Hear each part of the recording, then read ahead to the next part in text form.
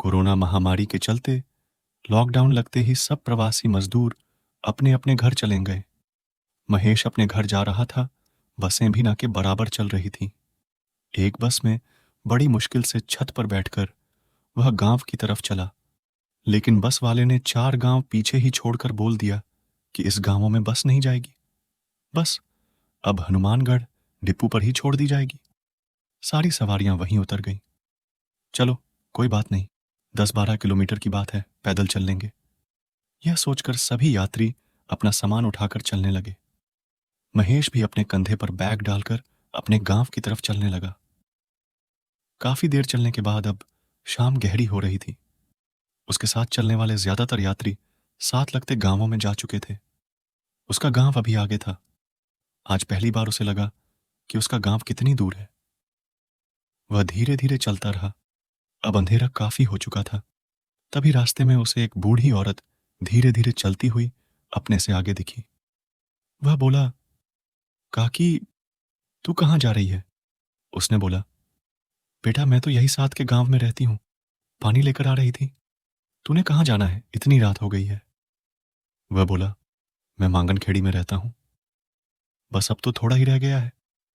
बूढ़ी औरत बोली, आजा, मेरा घर पास में ही है। कुछ खा ले फिर आगे चला जाना बेटा, या सुबह चले जाना। नहीं, अब तो पहुंच जाऊंगा। बेटा, कुछ खा ले, मेरा घर यहां सड़क के साथ ही है। बूढ़ी औरत ने बहुत ही प्यार से कहा। महेश थक भी गया था। उसे भूख प्यास भी लगी थी। प्यार भरे अनुरोध से वह इनकार ना कर सका और उसने कहा, ठीक है काकी। इतना कहकर वह बूढ़ी औरत के पीछे पीछे उसके घर की तरफ चल पड़ा। एक पल के लिए उसके मन में आया कि क्या वह ठीक कर रहा है, क्योंकि बचपन में उसने भूतों की बहुत सी कहानियां सुनी थीं कि वह रात को ऐसे सुनसान सड़कों पर मिल जाते हैं, आपके साथ चलते हैं, फिर भला कर आपको अपने साथ ले चलते हैं, बातें ऐसे करते हैं जैसे सचमुच के इंसान हो। लेकिन जब आपकी आंख खुलती है तो वह सब गायब हो जाता है। उसे एक पल के लिए लगा कि यह अम्मा भी किसी भूतिया कहानी की पात्र तो नहीं।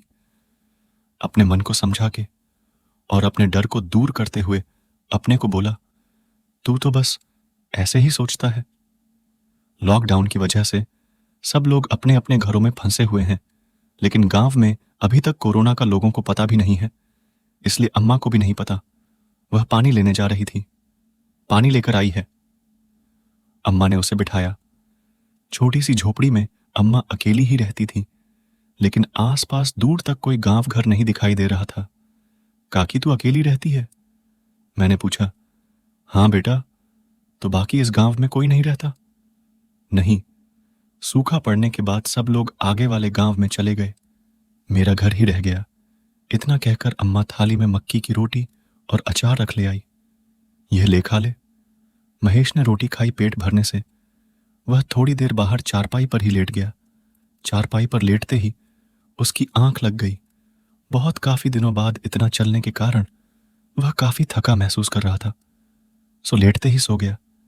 सुबह जब आंख खुली तो उसने देखा एक टूटी चारपाई पर लेटा हुआ है। आसपास कोई भी नहीं।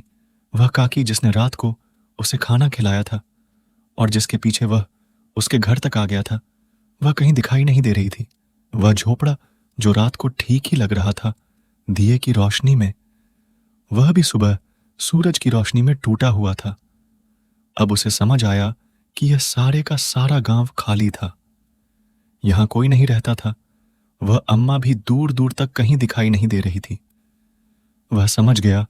उसने इधर उधर कुछ ढूंढने की कोशिश की, लेकिन कुछ नहीं।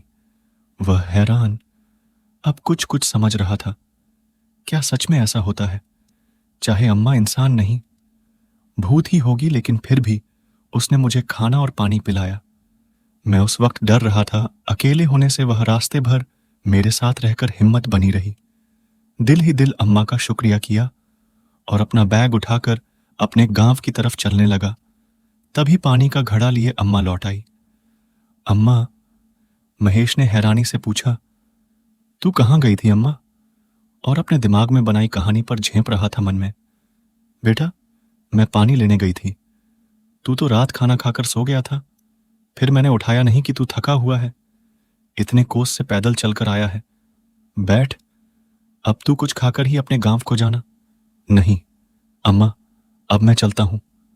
इतना कहकर महेश अम्मा के पांव छू के और उसका धन्यवाद करके अपने गांव की ओर चल पड़ा और अपने मन में जो उसने कहानी बनाई, भूतों की, उस पर मन ही मन हंसने लगा। सच में यह मेरा डर ही था। इंसान का डर ही शायद भूतों को गढ़ लेता है। दोस्तों, आपको महेश की यह कहानी कैसी लगी?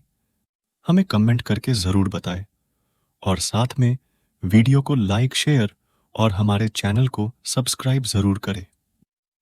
धन्यवाद।